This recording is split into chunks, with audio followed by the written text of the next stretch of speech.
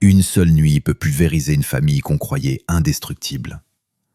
Quand le masque tombe, on découvre que derrière les sourires se cachent mensonges, lâcheté et une trahison qui blesse plus profondément que n'importe quel coup. Il existe des infidélités tellement violentes qu'elles tuent l'amour, assassinent la confiance et laissent derrière elles des enfants brisés et des adultes détruits.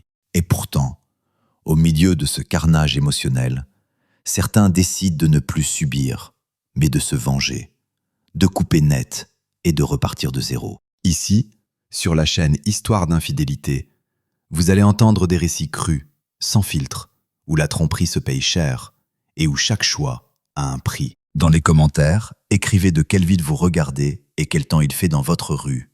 Et restez jusqu'au bout. Après cette histoire, vous ne verrez plus jamais la fidélité ni la trahison de la même façon. Parfois, les fondations les plus solides d'une idylle familiale recèlent des fissures invisibles à l'œil nu, jusqu'à ce qu'un grincement soudain annonce l'effondrement imminent. La vie de Fabien Moreau, qui semblait irréprochable, reposait précisément sur de telles fondations. Qui aurait pu imaginer qu'une nuit ordinaire se transformerait en cauchemar, et que le doux murmure de sa femme Laura deviendrait une sentence, détruisant à jamais leur univers. Il découvrirait son infidélité, et cette nuit marquerait le point de non-retour, le début d'une histoire de douleur profonde et de vengeance glaciale. Cette nuit-là survint sans avertissement, enveloppant la ville d'un voile épais de silence angoissant. Fabien, habitué au cours mesuré et prévisible des jours, se réveilla soudainement d'une secousse intérieure, ressentant un vide inhabituel à ses côtés. 12 années de mariage, 2 enfants merveilleux, un fils et une fille. Leur foyer semblait inébranlable, leur bonheur sans nuage. Fabien, ingénieur dans une grande entreprise respectée, et Laura, comptable dans une société privée, vivaient dans un appartement spacieux, profitaient d'un revenu stable et passaient pour un couple modèle. Mais à présent, le cœur de Fabien se serrait d'un pressentiment inexplicable. Où était Laura ? La chambre baignait dans un silence oppressant. Seul le souffle lointain du vent automnal se faisait entendre derrière la fenêtre. La lueur terne de la veilleuse arrachait à l'obscurité les contours flous des meubles.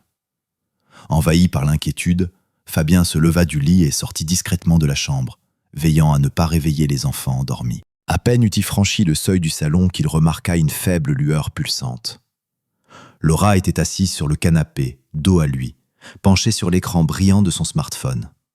Ses doigts voltigeaient rapidement et nerveusement sur le clavier. Fabien se figea dans l'ombre de l'embrasure, s'efforçant de ne pas trahir sa présence, et les mots qui s'échappèrent des lèvres de Laura le transpercèrent de part en part. « Tu me manques tellement », chuchota-t-elle à peine audible. Dans le silence nocturne, ce murmure résonna comme un écho clair et glacial dans la tête de Fabien. « Oui, demain, comme convenu, je t'embrasse. » Tout se glaça en lui. Il réalisait qu'il espionnait, mais ne pouvait s'en détacher, comme pris au piège d'un cauchemar éveillé. Une seconde plus tard, Laura reposa son téléphone et soupira lourdement. Fabien fit semblant de venir d'arriver, traînant délibérément le pied sur le sol. Laura sursauta brusquement et se retourna. Son visage était tendu, figé dans un masque d'effroi. Mais l'instant d'après, elle esquissa un sourire forcé. « Tu ne dors pas ?» demanda-t-elle en s'efforçant de parler calmement. Mais Fabien perçut distinctement les notes tremblantes dans sa voix et ses yeux écarquillés par la peur. Il fit comme si rien d'étrange ne se passait. « Je me suis réveillé. Tu n'étais pas là, » répondit-il doucement en s'approchant. « Tout va bien ?»« Oui, tout va bien, » répondit-elle trop précipitamment en détournant le regard, comme si elle cherchait quelque chose sur la table basse. L'écran de son téléphone s'était déjà éteint. Je n'arrivais pas à dormir. J'avais soif. Je vois.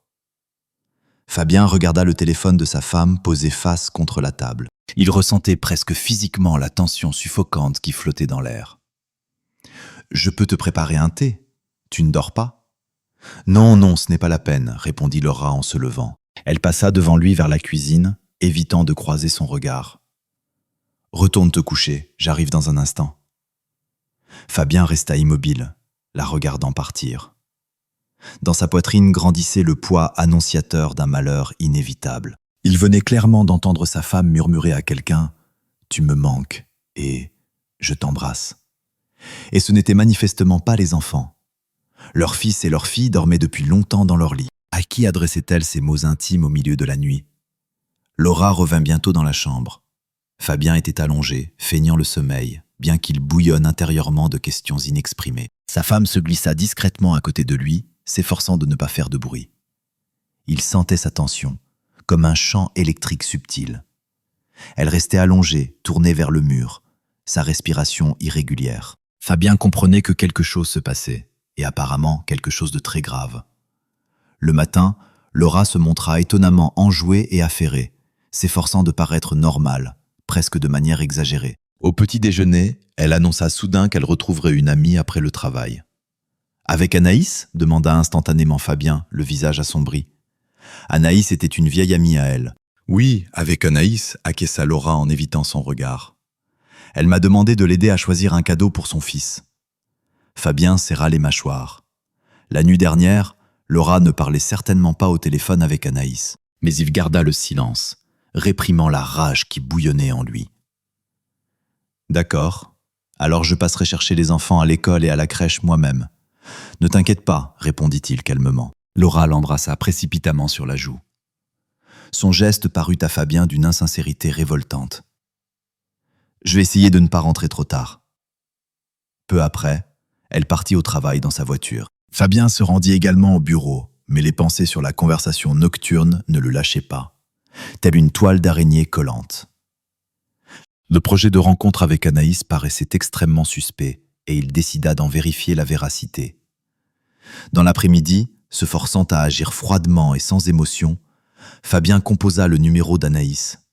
Celle-ci fut surprise. « Bonjour Fabien, il y a un problème ?»« Bonjour, non, tout va bien. Écoute, Laura m'a dit que vous vouliez vous voir après le travail aujourd'hui. »« Vous avez déjà choisi le cadeau ?» demanda-t-il le plus naturellement possible, s'efforçant de donner à sa voix un ton léger. Un long silence résonna à l'autre bout du fil. « Fabien, je suis de garde à l'hôpital jusqu'à tard ce soir, » répondit Anaïs déconcertée.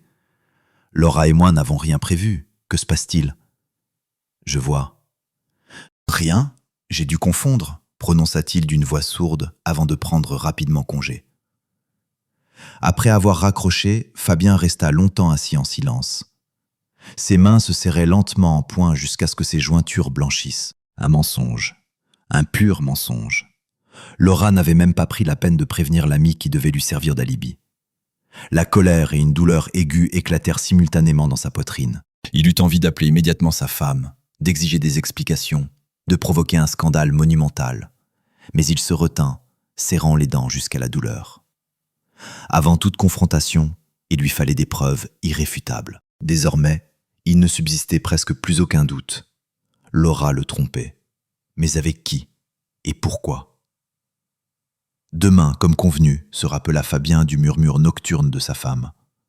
Donc, elle devait justement rencontrer quelqu'un aujourd'hui, peut-être même en ce moment précis. Sans réfléchir davantage, Fabien se leva résolument et quitta le bureau, trouvant à peine un prétexte plausible pour ses collègues. En chemin, il contacta brièvement son vieil ami Jérôme. « Tu pourrais aller chercher mes enfants à l'école et à la crèche aujourd'hui ?» demanda-t-il avec tension, sans entrer dans les détails. « C'est urgent. » Jérôme comprit immédiatement au son de sa voix que la situation était grave et accepta d'aider sans poser de questions. Fabien rentra chez lui, puis se dirigea vers le bureau de sa femme. Sa journée de travail se terminait à 18h, mais à 17h30, la voiture de Laura n'était déjà plus sur le parking. Elle était donc partie plus tôt sous un quelconque prétexte. Son cœur se mit à battre follement dans sa poitrine. Fabien s'éloigna, tentant fiévreusement de deviner où elle avait pu se rendre. Les minutes angoissantes de recherche s'étiraient interminablement. Chaque seconde semblait une éternité. Fabien parcourut les principales rues autour de son bureau, puis en direction de leur quartier. Rien. Dans la rue, l'obscurité tombait rapidement. Les réverbères s'allumaient les uns après les autres, projetant de longues ombres. Soudain, il se souvint. Laura avait récemment mentionné à plusieurs reprises un café nouvellement ouvert, la Lyre, non loin du centre. Selon elle, l'atmosphère y était agréable. Aucune certitude, mais son intuition l'y poussait avec insistance. Se garant près du café, Fabien jeta un coup d'œil autour de lui et remarqua presque immédiatement la voiture familière de Laura, stationnée de l'autre côté de la rue. Sa femme n'était pas visible à l'intérieur du café, mais à l'une des tables éloignées sur la terrasse accueillante. Il aperçut de dos une silhouette féminine qui ressemblait beaucoup à Laura. En face d'elle était assis un homme. Fabien ne pouvait distinguer son visage depuis sa voiture, mais il remarqua comment celui-ci tendit la main par-dessus la table et couvrit tendrement la paume de Laura de la sienne. Elle ne retira pas sa main, se contentant de se rapprocher légèrement. Fabien sentit une rage brûlante déferler dans ses veines, embrasant chaque cellule de son corps. Ses tempes pulsèrent, ses yeux s'obscurcirent de colère. Ses pires soupçons se confirmaient sous ses yeux. Laura était assise avec un homme inconnu, se tenant la main, alors qu'elle avait menti à son mari à propos d'une amie. Pendant un instant, tout autour de lui s'assombrit, se dissolvant dans une brume rouge de fureur. Fabien tendit déjà la main vers la portière de la voiture, prêt à bondir et à régler ses comptes avec les deux sur le champ, devant tout le monde. Mais au dernier moment, il se ressaisit, comme au bord d'un abîme. Non, faire un esclandre maintenant serait facile, mais ensuite, un scandale public. Il lui suffirait de fondre en larmes et d'inventer un nouveau mensonge encore plus élaboré. Il ne parviendrait peut-être même pas à découvrir qui était réellement cet homme. Fabien se força à se calmer, à respirer régulièrement. Il observait depuis sa voiture, s'efforçant de ne pas attirer l'attention, se fondant dans les ombres du soir. Une minute plus tard, Laura et l'homme se levèrent de table. L'homme l'aida galamment à enfiler sa veste légère, l'enlaçant par la taille. Laura le permit et son corps s'inclina légèrement vers lui. Tout se retourna à l'intérieur de Fabien sous l'effet d'une douleur aiguë et de l'humiliation. Mais il continua de rester assis, recroquevillé derrière le volant, comme cloué sur place. Le couple se sépara près de la sortie et quitta le café. Fabien les suivit prudemment, gardant une distance respectable. L'homme conduisait sa femme par le bras. Leur démarche était décontractée, confiante. Ils se comportaient manifestement comme un couple amoureux, marchant sans se presser sur le trottoir. Et Laura disait quelque chose avec animation, affichant ce sourire sincère et heureux qu'elle n'offrait autrefois qu'à son mari. Désormais, ce sourire était destiné à un autre. Fabien, gardant ses distances, les suivit pendant un pâté de maison, jusqu'à ce qu'il tourne dans la cour d'un immeuble typique. Son cœur battait si fort qu'il lui semblait que son écho résonnait entre les bâtiments. En arrivant à l'entrée, l'homme sortit ses clés. Laura jeta un coup d'œil autour d'elle, comme si elle pressentait quelque chose, mais ne remarqua personne. Fabien eut à peine le temps de se retirer derrière l'angle de l'entrée, se cachant dans l'ombre. Retenant son souffle, il jeta un œil au coin. L'homme ouvrit la porte et invita Laura d'un geste à entrer la première. Elle se glissa à l'intérieur et il la suivit. La porte se referma doucement, coupant Fabien d'un monde qui venait de s'effondrer. Fabien expira lentement. Dans son âme, tout s'écroula définitivement et irrévocablement. Plus aucun doute. Laura le trompait. Elle était partie rejoindre son amant. À cet instant, derrière la porte fermée de l'appartement régnait une atmosphère tout autre, plus intime et excitée. Quentin, avec un sourire satisfait, enlaqua Laura par les épaules, la serrant contre lui. « Eh bien, nous voilà seuls, ma belle. » Elle tenta de sourire en retour, chassant l'impression que quelqu'un aurait pu les suivre. Son cœur battait encore follement sous l'adrénaline de cette rencontre secrète, dans l'anticipation d'une intimité interdite. Laura retira sa veste et ses chaussures, s'installant avec délice sur le canapé moelleux du salon de Quentin. « Fatigué de ta journée, chaton ?» demanda-t-il avec une tendresse moqueuse, s'asseyant à côté d'elle et passant la main dans ses cheveux. « Un peu, » répondit Laura en fermant les yeux. « C'est tellement épuisant de tout cacher. Parfois, j'ai l'impression que Fabien soupçonne quelque chose. » Quentin ricana et posa aussitôt ses lèvres sur son cou, y déposant de légers baisers. « Arrête donc, ton mari ne remarque rien, je t'assure. Tu as dit toi-même qu'il passe ses soirées devant son ordinateur, plongé dans son travail. Il n'a pas le temps pour ça. » Laura soupira, laissant son amant l'embrasser. Au fond d'elle, une inquiétude s'agitait. En effet, son mari était devenu plus renfermé, plus distant ces derniers temps. Mais peut-être était-ce elle-même qui s'était éloignée de lui, absorbée par sa vie secrète. « J'ai quand même peur, » murmura-t-elle en enlaçant Quentin par les épaules. « S'il l'apprend, je ne sais pas ce qui se passera. » « Il ne saura rien, » trancha Quentin avec assurance, avant de couvrir ses lèvres d'un baiser. Assez parlé de ça. Le téléphone sur la table s'illumina et vibra, brisant le moment intime. Quentin s'arracha avec irritation à Laura et jeta un coup d'œil. Le nom de sa femme s'affichait sur l'écran. Bon sang, elle rappelle encore, grinça-t-il entre ses dents. Elle peut attendre. Il rejeta l'appel et éteignit complètement son téléphone. Laura observa la scène en silence. Ses lèvres tremblèrent dans un sourire amer, reflétant des sentiments contradictoires. Quentin remarqua l'expression de son visage et sourit, l'attirant plus près. « Tu es jalouse ? Mais je suis avec toi, idiote. Ma femme pense que je suis resté au bureau. » « Ne t'inquiète pas. » Laura rougit et secoua la tête. « Non, c'est juste que tout ça est désagréable. Les mensonges ici et là-bas. » Elle se détourna, mordant ses lèvres, comme pour étouffer la voix intérieure de sa conscience.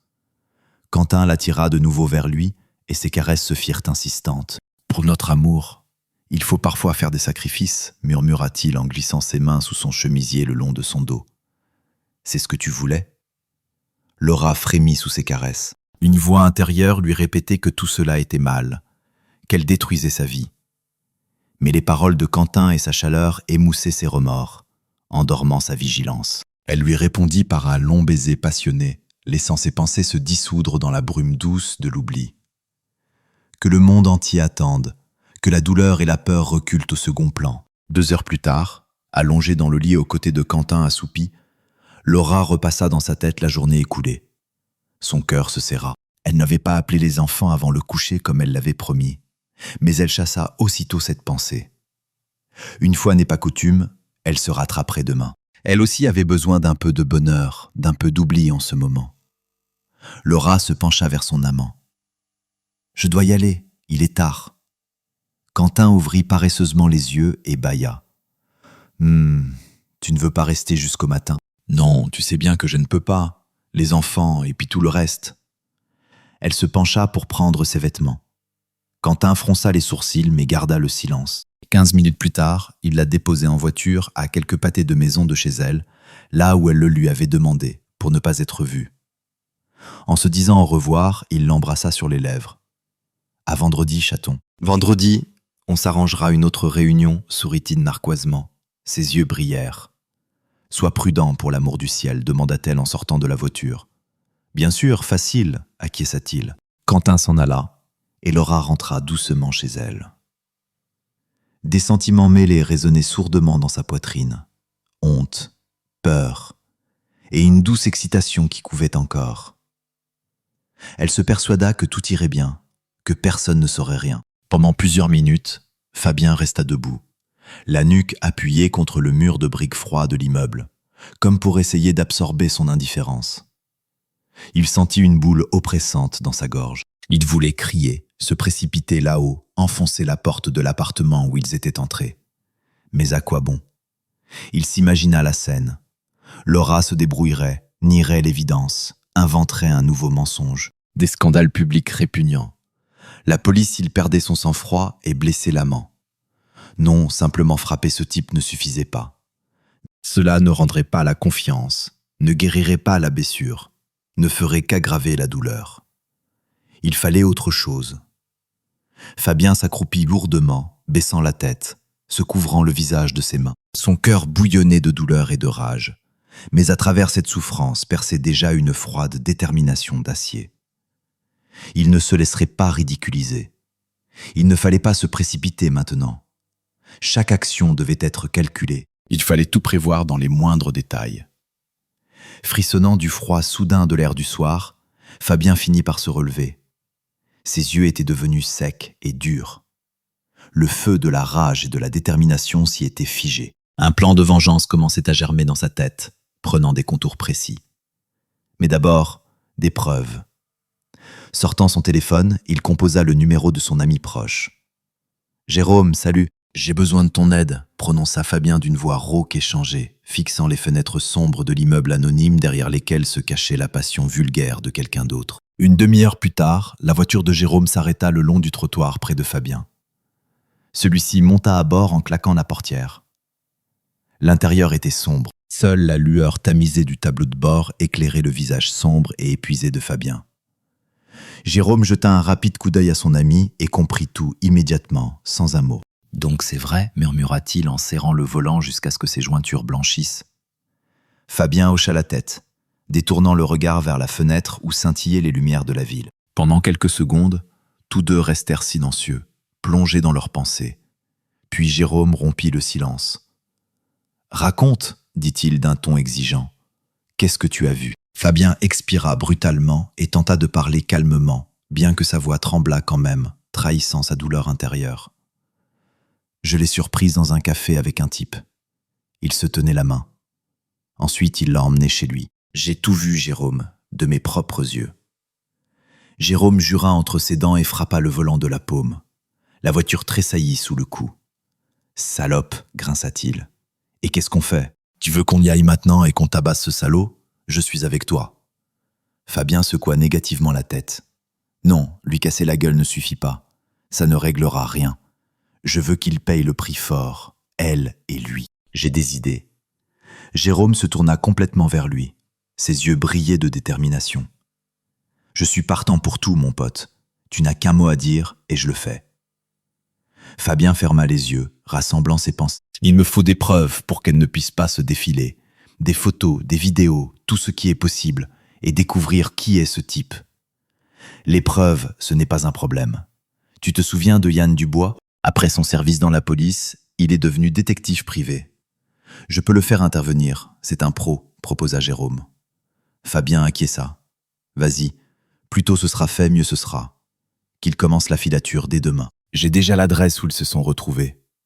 Il indiqua à Jérôme l'adresse de l'immeuble dans la cour duquel le duo criminel avait disparu. Jérôme composa aussitôt le numéro de Dubois, expliqua brièvement la situation d'un ton professionnel et convint d'un rendez-vous le lendemain matin.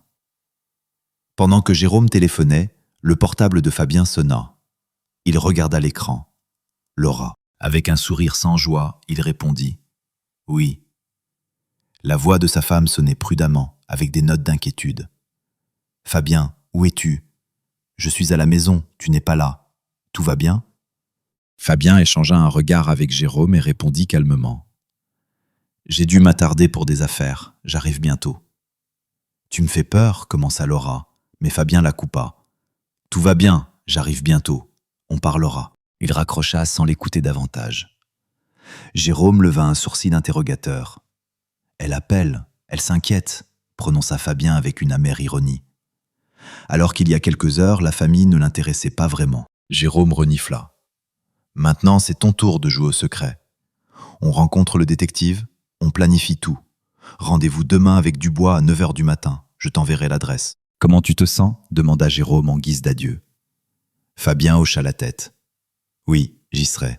Merci, mon ami. » Ils se serrèrent fermement la main, leurs regards se croisèrent. « Tiens bon, dit fermement Jérôme. L'important maintenant, c'est de rassembler les infos, et ensuite on réduira ces ordures en miettes. » Fabien ne répondit rien, se contentant de serrer les mâchoires. Dans sa poitrine, une douleur aiguë s'embrasa de nouveau à la conscience de ce qui s'était passé. Mais il l'endura. Il fallait tenir encore un peu, pour les enfants, pour la justice. Le matin, à peine avait-il fait partir Laura au travail que Fabien se précipita au rendez-vous avec le détective privé. Jérôme l'attendait devant un petit bureau au centre-ville. Une plaque sur la porte indiquait « Agence de détective Dubois et associés ». Dans le cabinet, tapissé de photographies d'anciennes enquêtes, un homme trapu d'environ 50 ans, au regard perçant et pénétrant, vint à leur rencontre. Il serra la main de Fabien et lui proposa de s'asseoir. « Yann Dubois », se présenta le détective. « Soyons brefs, sans préliminaire inutile. Jérôme m'a déjà raconté certaines choses. Pourriez-vous, Fabien, exposer tout depuis le début ?» Fabien, serrant ses doigts jusqu'à ce qu'ils blanchissent, s'efforça de décrire brièvement la situation sans trop d'émotion. Les soupçons, l'appel nocturne, le mensonge sur l'ami, la filature jusqu'au café et à l'entrée de l'immeuble. Il communiqua la date, l'heure, l'adresse, le signalement de l'amant et tout ce qu'il avait pu remarquer. Dubois écoutait attentivement sans l'interrompre, ne prenant que quelques notes occasionnelles dans son carnet d'une écriture soignée et lisible. Quand Fabien se tut, le détective posa quelques questions de précision. Des horaires de travail de sa femme, la marque et le numéro de sa voiture, les lieux de rencontre habituels possibles, les noms de ses amis proches. Enfin, Dubois reposa son carnet. « Je prends l'affaire. Voici le plan. Dans les prochains jours, je mets votre épouse sous surveillance. Je la suivrai après le travail et, si nécessaire, pendant sa pause déjeuner. Je ferai des photos et des enregistrements vidéo de ses rencontres avec le sujet. J'essaierai également d'établir l'identité de l'homme et de rassembler des informations sur lui. Fabien acquiesça, écoutant attentivement chaque mot avec tension. Jérôme tapota l'épaule de son ami, tentant de lui donner confiance. Yann est un pro, tout sera nickel. Dubois précisa. Avez-vous besoin de preuves exclusivement à des fins personnelles ou envisagez-vous de porter l'affaire devant les tribunaux? Si c'est pour le tribunal, il faudra respecter la légalité dans l'obtention des éléments de preuve. En premier lieu pour moi, mais elle pourrait aussi servir au tribunal, répondit Fabien d'une voix rauque. L'essentiel, c'est de les filmer ensemble le plus clairement possible pour qu'il n'y ait aucun doute. Le détective hocha la tête affirmativement. Je comprends. Je m'efforcerai de rassembler des preuves exhaustives. Je n'entrerai évidemment pas en contact avec votre femme ou son entourage. Tout restera confidentiel. Je n'exige qu'une chose de vous. Gardez votre calme et ne vous trahissez pas pendant que je travaille. Vous êtes prêt? Fabien serra les poings et répondit fermement. Je suis prêt. Ils se serrèrent la main, convenant de rester en contact par messagerie sécurisée. En partant, Fabien croisa le regard de Dubois et celui-ci dit calmement « Tenez bon, c'est toujours difficile, mais ne vous inquiétez pas, nous mènerons l'affaire à son terme. » Dans le regard du professionnel se disait l'assurance, et Fabien se sentit un peu soulagé. Le mécanisme de la vengeance était mis en marche.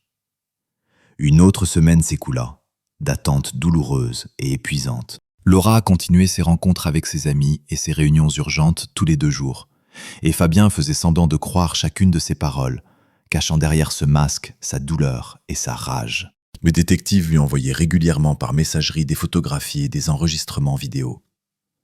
Voici Laura embrassant son amant dans une voiture garée. Leur visage était déformé par la passion. Les voici entrant ensemble dans cette fameuse entrée d'immeuble, s'enlaçant en marchant. Les voici sortant quelques heures plus tard, se tenant par la taille, satisfaits et détendus. Chaque nouvelle preuve brûlait le cœur de Fabien d'une douleur insupportable, mais il tenait bon, transformant cette douleur en une rage froide et d'acier qui se renforçait chaque jour. Finalement, Dubois avait établi un rapport complet, rassemblé dans les moindres détails.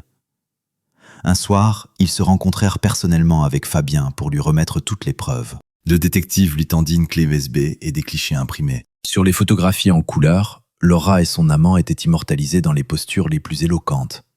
Baisers passionnés, tendres étreintes, entrée commune dans l'appartement où ils passaient du temps ensemble. Le visage de sa femme rayonnait de bonheur sur ces clichés, ce qui rendait la chose particulièrement amère et douloureuse pour Fabien. Ses mains tremblaient involontairement, et dans sa poitrine s'embrasaient alternativement une rage dévorante et une douleur sourde et lancinante. Il serra les dents et se força à regarder toute la série jusqu'au bout, sans omettre un seul cliché.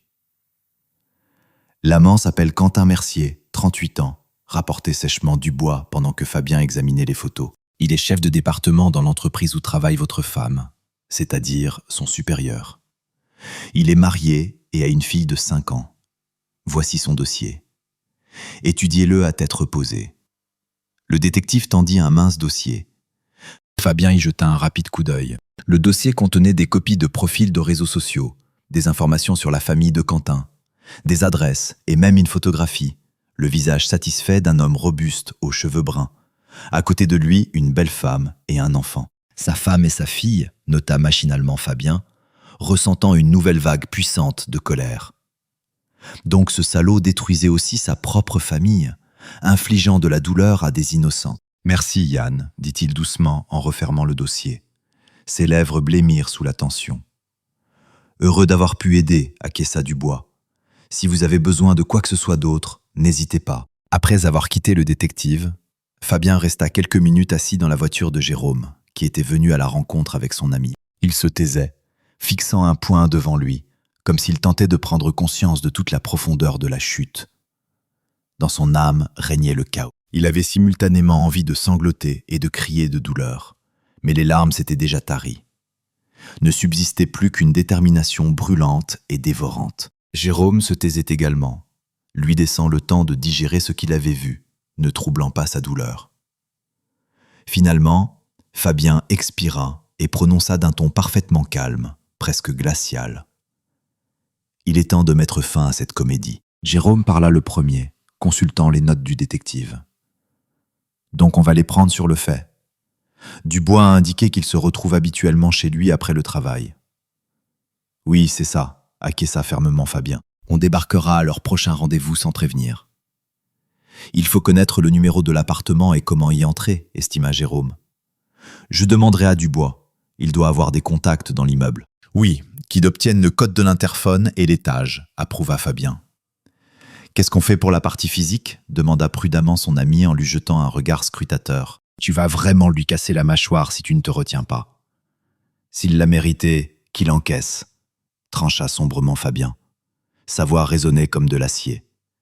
Mais essaie de me retenir, le cas échéant. Je n'ai pas besoin de prison. Jérôme hocha la tête. Compris, je serai à tes côtés, ne t'inquiète pas. Pendant quelques secondes, tous deux restèrent silencieux, digérant le plan. Et si on prévenait sa femme à lui ? Qu'en penses-tu ? Lança Jérôme en plissant méchamment les yeux. Dubois a bien dit qu'il était marié, cette ordure. Je la préviendrai, répondit froidement Fabien. Mais plus tard. D'abord notre affaire. Et les parents de Laura ? Demanda encore plus doucement Jérôme. Eux aussi, soupira lourdement Fabien. Seulement après, je leur dirai moi-même. D'accord. Jérôme serra fermement la main de son ami, mettant dans cette poignée tout son soutien. Bon, alors, j'attends ton signal. L'attente ne dura pas longtemps. 2 jours plus tard, un vendredi, Laura annonça à son mari qu'ils avaient une réunion d'entreprise et qu'elle risquait de rentrer en pleine nuit. Fabien lui souhaita calmement bonne chance, le visage impénétrable. Bien entendu, il n'y avait aucune réunion prévue.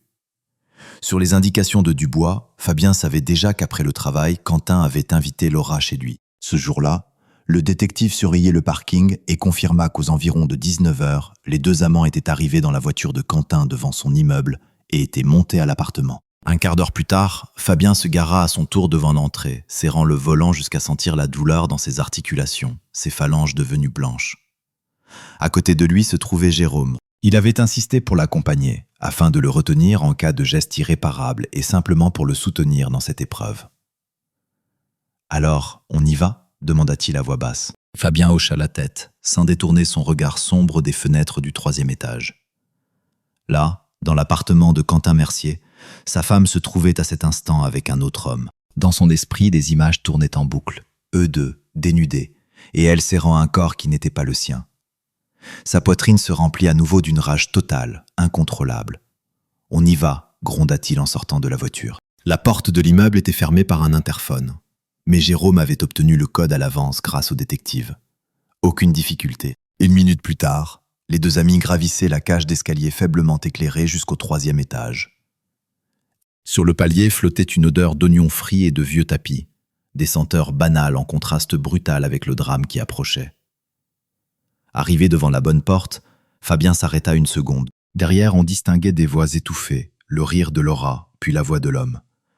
Il ne se doutait pas que de l'autre côté, la sanction les attendait déjà, prête à mettre fin à leur douce parenthèse. Fabien sentit tout son corps se tendre, sa respiration s'accélérer. Il jeta un regard à Jérôme et acquiesça. Celui-ci se plaça sur le côté, prêt à intervenir.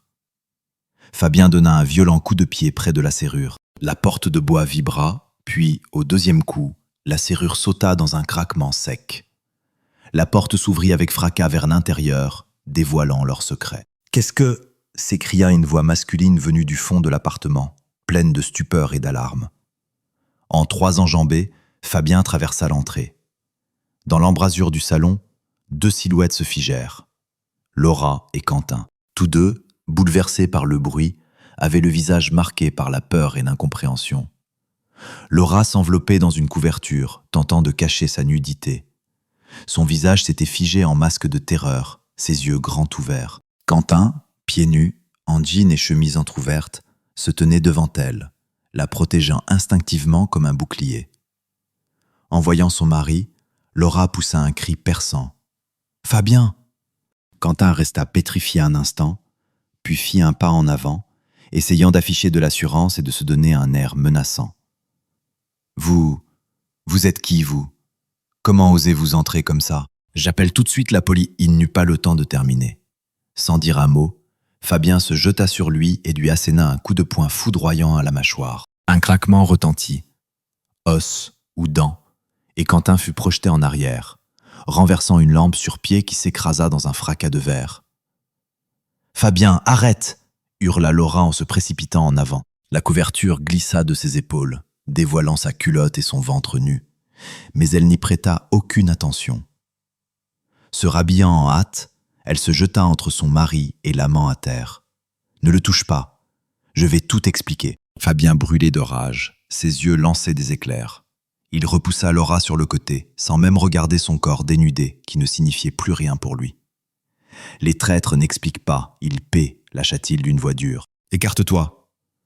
Quentin, chancelant, se releva en s'essuyant le sang au coin de la bouche. Son visage se crispa sous l'effet mêlé de la douleur et de la colère.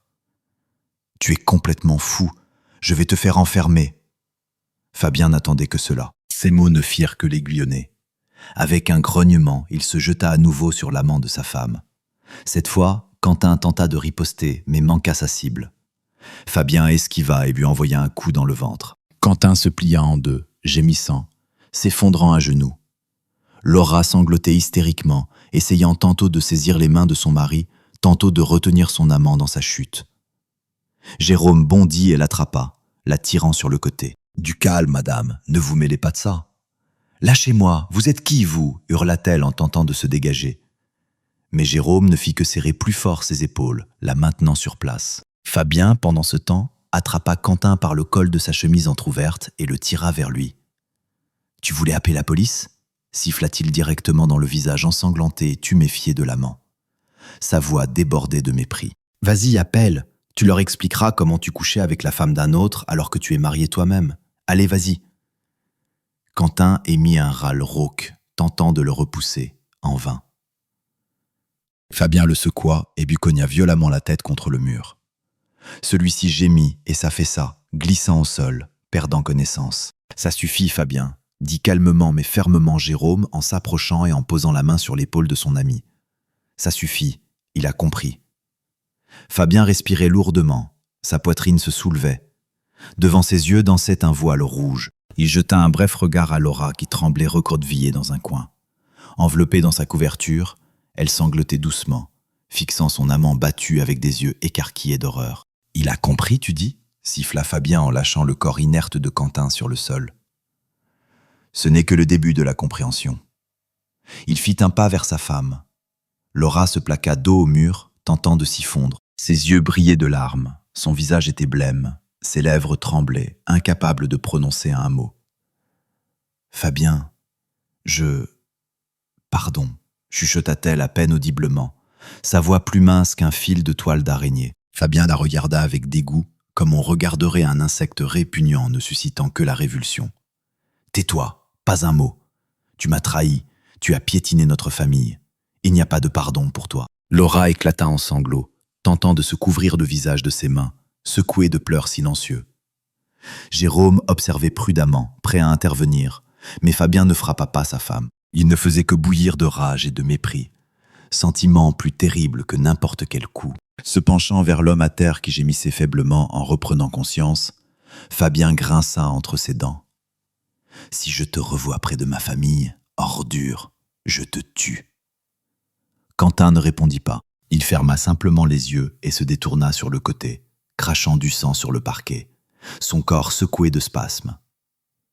Fabien se redressa et jeta plusieurs photographies sur le sol, celle-là même que le détective lui avait remise. On y voyait clairement Laura et Quentin enlacés, leurs visages rayonnant de bonheur. « En souvenir pour vous, les tourtereaux », lança-t-il avec un sourire glacial, sa voix dénuée de vie. « Admirez-les bien, vous recevrez le reste plus tard. » Il fit demi-tour et sortit d'un pas ferme de l'appartement dévasté, s'efforçant de calmer les battements effrénés de son cœur, sans plus accorder un regard à sa femme.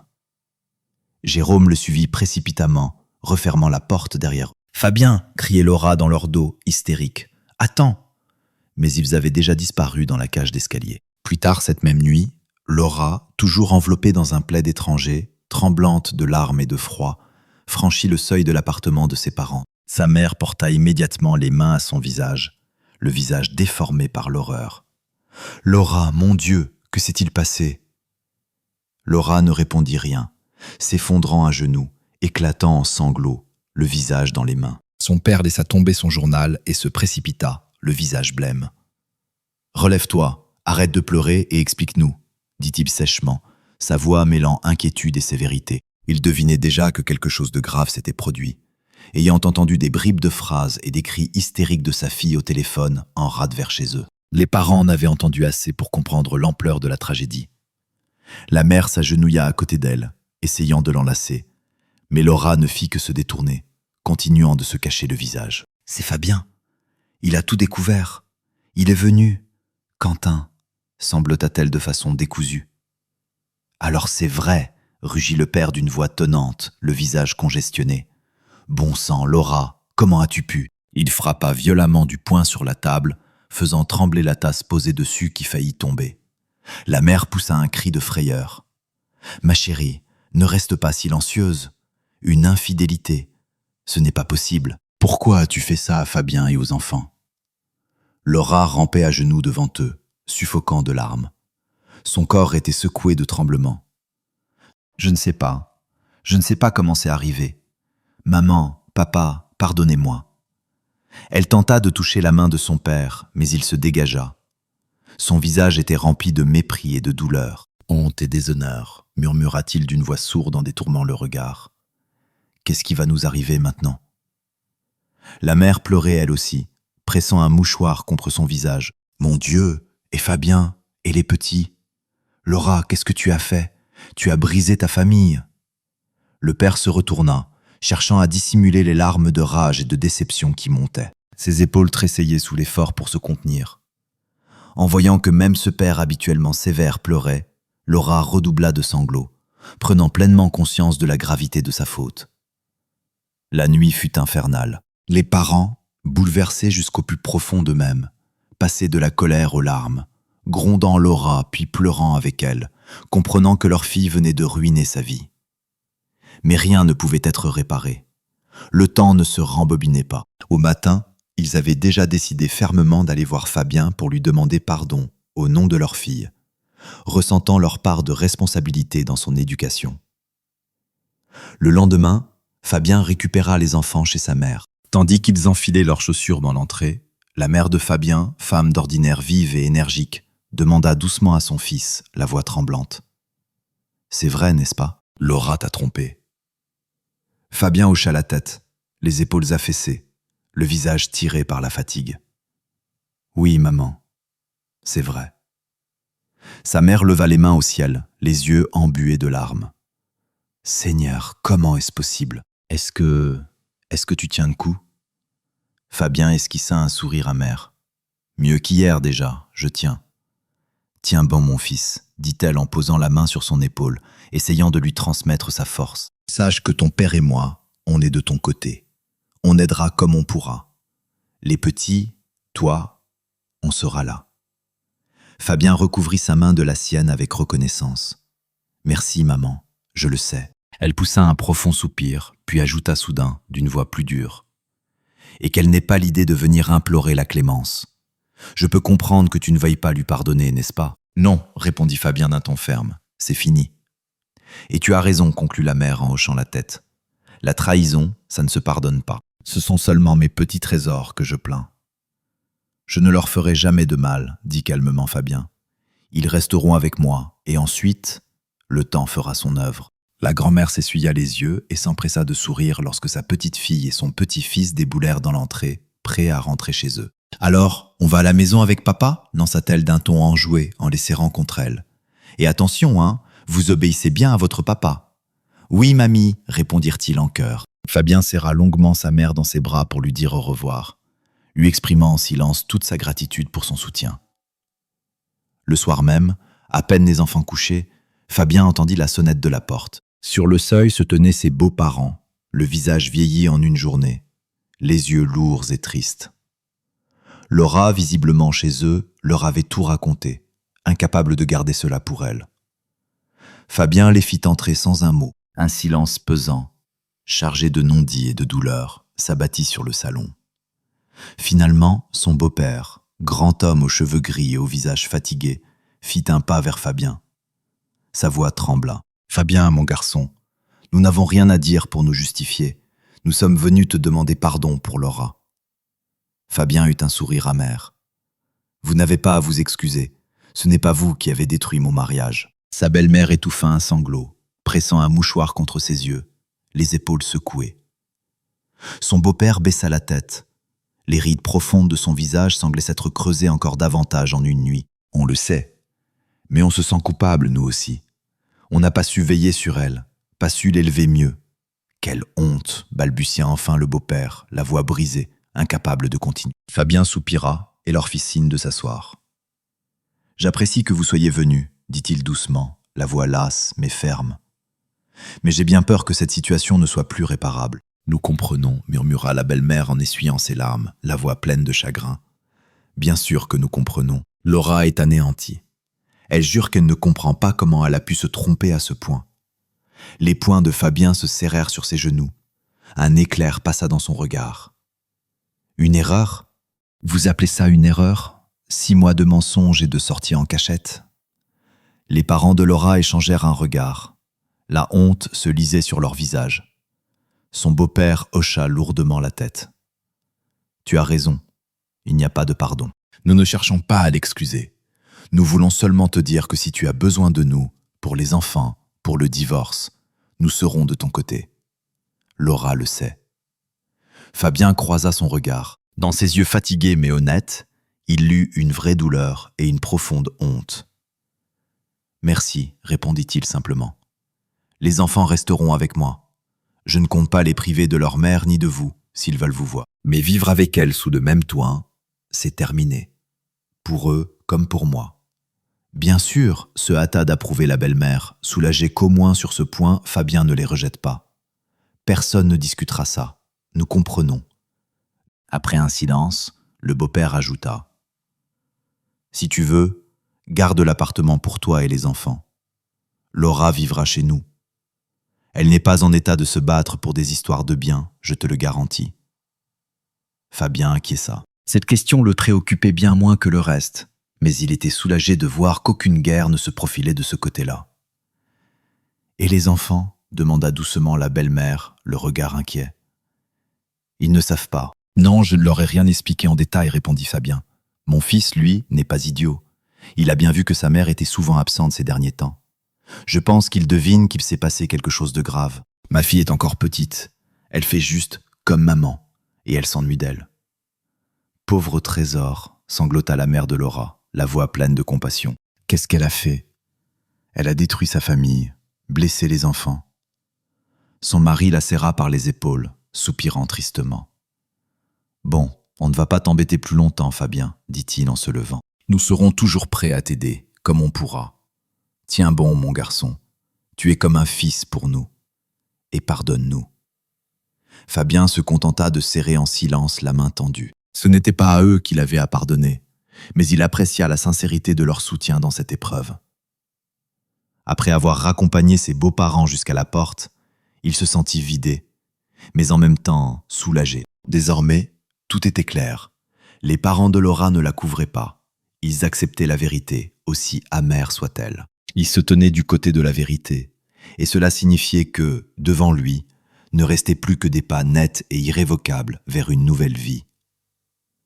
Un soir, environ une semaine après le départ de Laura, un appel en visio retentit dans l'appartement. Sur l'écran de la tablette apparut « Maman appelle ».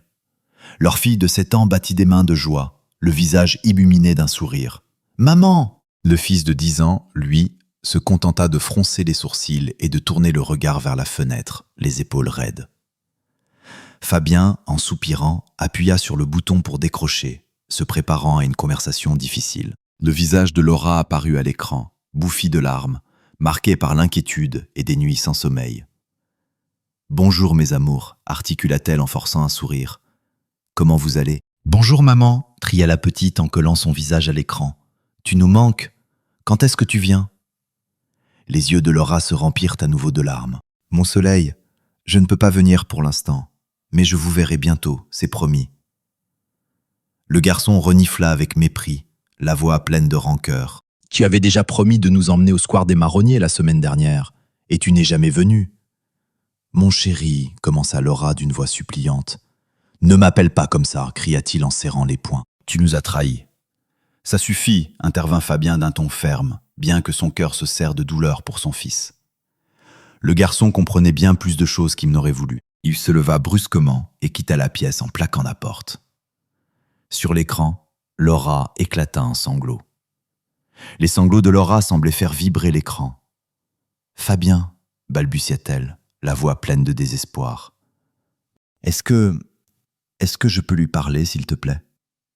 Fabien secoua la tête, sentant un nœud lui serrer la gorge. « Pas maintenant, il n'est pas prêt. » La petite se mit à pleurer, elle aussi, sans vraiment comprendre pourquoi son frère et sa mère criaient. « Ça suffit pour ce soir, Laura. Il est tard. On se rappellera une autre fois, » dit doucement Fabien, avant de mettre fin à l'appel. Il avait le cœur en lambeaux. Il venait de voir les larmes de sa fille et d'entendre la porte de la chambre de son fils claquer. Il serra délicatement sa fille en pleurs contre lui, lui chuchotant qu'il l'aimait, que tout finirait par s'arranger, quoi qu'il arrive. Au bout de quelques minutes, la fillette se calma et Fabien la coucha, même s'il savait qu'il ne pouvait rien faire de plus pour apaiser cette blessure profonde. C'étaient les lourdes conséquences de la faute de Laura, et il serait impossible de les réparer rapidement. La douleur resterait longtemps. Un peu plus tard, Fabien frappa à la porte de la chambre des enfants. Son fils était allongé face au mur, le visage enfoui dans l'oreiller, son petit corps tremblant. « Fiston, on parle un peu ?» demanda doucement Fabien en s'asseyant au bord du lit. L'enfant ne répondit pas, mais Fabien vit ses épaules secouées de sanglots retenus. « Mon grand, je sais que tu as mal, que tu es en colère, » commença-t-il avec douceur, la voix pleine de tendresse et de compassion. « Moi aussi. Mais on doit tenir le coup. Tu m'as moi, tu as papy et mamie. On t'aime tous très fort. »« Et maman ?» demanda le garçon à voix basse, sans se retourner, la voix étouffée par l'oreiller. « Ta mère vous aime aussi, » répondit Fabien après une brève pause, cherchant ses mots. « Mais elle a fait une très grosse erreur, et maintenant elle en paye le prix. » Le garçon renifla. « Pourquoi elle a fait ça, papa ? On s'est mal comporté ? Ou bien c'est toi qui l'as blessée ?» Fabien sentit la colère remonter en lui contre Laura, qui avait poussé même leurs enfants à chercher la faute en eux. Il posa doucement la main sur le dos de son fils. « Non, mon cœur, vous n'y êtes pour rien. Et moi non plus, je ne lui ai rien fait de mal. C'est un choix à elle, un mauvais choix. Mais elle reste votre maman. Simplement, maintenant, elle vivra ailleurs. » Le garçon se redressa d'un bond, plantant ses yeux noyés de larmes dans ceux de son père. « Je ne veux plus la voir, » lança-t-il. Sa voix tremblait de colère et de chagrin. « Elle nous a trahis. Elle t'a menti. Je l'ai entendu. Qu'elle s'en aille pour toujours. » Fabien soupira, tentant de garder son calme pour le bien de son fils. « Je comprends ta colère. Tu as le droit d'être fâché. Mais peut-être qu'un jour, tu changeras d'avis. C'est ta mère. Elle a fait du mal, oui, mais elle vous aime malgré tout. » « Moi, je ne l'aime plus, » répliqua l'enfant d'un ton buté en s'essuyant le visage de ses mains. Fabien l'attira doucement contre lui. Le garçon se raidit d'abord, puis éclata en sanglots contre sa poitrine, laissant sa douleur se déverser. Le père le berça en silence, lui caressant les cheveux et le dos, lui laissant le temps de pleurer. « On s'en sortira, mon fils, » murmura-t-il. « Je ne te laisserai jamais tomber, je serai toujours là. » L'enfant ne répondit pas, mais se blottit plus fort dans ses bras, trouvant un peu de réconfort dans cette étreinte. Au cours des semaines suivantes, la vie reprit son cours. Fabien déposa officiellement une demande de divorce, y joignant les preuves réunies par le détective. Sous le poids des faits, de son propre remords et de sa conscience, Laura ne contesta rien, consciente que toute résistance serait vaine. Elle s'installa chez ses parents, laissant à Fabien et aux enfants l'appartement et tous les biens communs, sans rien réclamer. Le tribunal attribua la garde des enfants au père, comme les deux parties le souhaitaient, reconnaissant sa capacité à leur offrir stabilité et affection. Laura pouvait voir son fils et sa fille selon un accord convenu, mais au début, les enfants vivaient très mal la séparation de leurs parents. Leur cœur d'enfant était profondément meurtri. Le garçon, qui avait compris beaucoup de choses, parlait à peine à sa mère lors de leurs rares rencontres. Sa confiance en elle était brisée. La petite, elle, souffrait de l'absence de sa mère, mais s'habituait peu à peu à cette nouvelle vie, entourée par l'amour de son père et de ses grands-parents, qui faisaient tout pour qu'elle ne sombre pas dans la tristesse. Fabien s'efforça de toutes ses forces d'entourer ses enfants de soins et d'attention, de remplir leur quotidien de chaleur et de petits moments de joie. Chaque soir, il aidait son fils à faire ses devoirs, lisait une histoire à sa fille avant de dormir, faisant tout pour compenser l'absence de tendresse maternelle et panser les blessures invisibles causées par la trahison. Laura, elle, vivait sa chute comme une épreuve douloureuse et interminable. Sa réputation auprès de leurs amis et de ses collègues s'était effondrée. La vérité sur son infidélité s'était rapidement répandue dans leur entourage, et les regards sur elle n'étaient plus que reproches et jugements. Au bureau, on chuchotait dans son dos, on détournait les yeux, on évitait le contact. Peu de gens éprouvaient de la compassion pour celle que beaucoup avaient vue mentir à son mari en prétextant des réunions ou des obligations imaginaires. Anaïs, lorsqu'elle apprit que son nom avait servi de couverture à ses rencontres clandestines, eut une conversation sèche avec Laura, puis coupa bientôt tout contact. Laura finit par démissionner. Il lui était devenu insupportable de retourner dans cet environnement après tout ce qui s'était passé. Quant à Quentin Mercier, il ne tarda pas lui aussi à quitter l'entreprise. Sa propre famille vola également en éclats. Dès qu'elle reçut des photos prouvant ses infidélités, sa femme déposa une demande de divorce, refusant d'écouter la moindre justification. Elle ne voulut rien entendre, et la trahison ne fut pas pardonnée. Quentin perdit son foyer, et sa vie partit à son tour à la dérive. Le partage des biens lui coûta très cher, et il ne put plus voir sa fille que selon les décisions du tribunal et sous un strict encadrement. Après ce naufrage, le prétendu grand amour de Laura et Quentin se consuma de lui-même, réduit en cendres. Ils s'échangèrent quelques reproches amers, puis prirent des chemins opposés, ruinés, ayant tout perdu, famille, stabilité, respect, avenir commun. Fabien, lui, après avoir traversé une souffrance intolérable et une rage dévastatrice, finit par trouver un apaisement attendu depuis longtemps. Il avait gardé l'essentiel de sa famille, ses enfants, et autour de lui des proches en qui il pouvait avoir une confiance totale. Dans sa maison, il n'y avait plus de place pour le mensonge ni pour l'hypocrisie. Son cœur gardait des cicatrices profondes, mais devant lui, une lueur apparaissait déjà, annonçant le début d'un chapitre plus pur de sa vie. Le temps ferait son œuvre, transformant ses blessures en souvenirs lointains. L'important, c'est qu'il ne s'était pas laissé briser.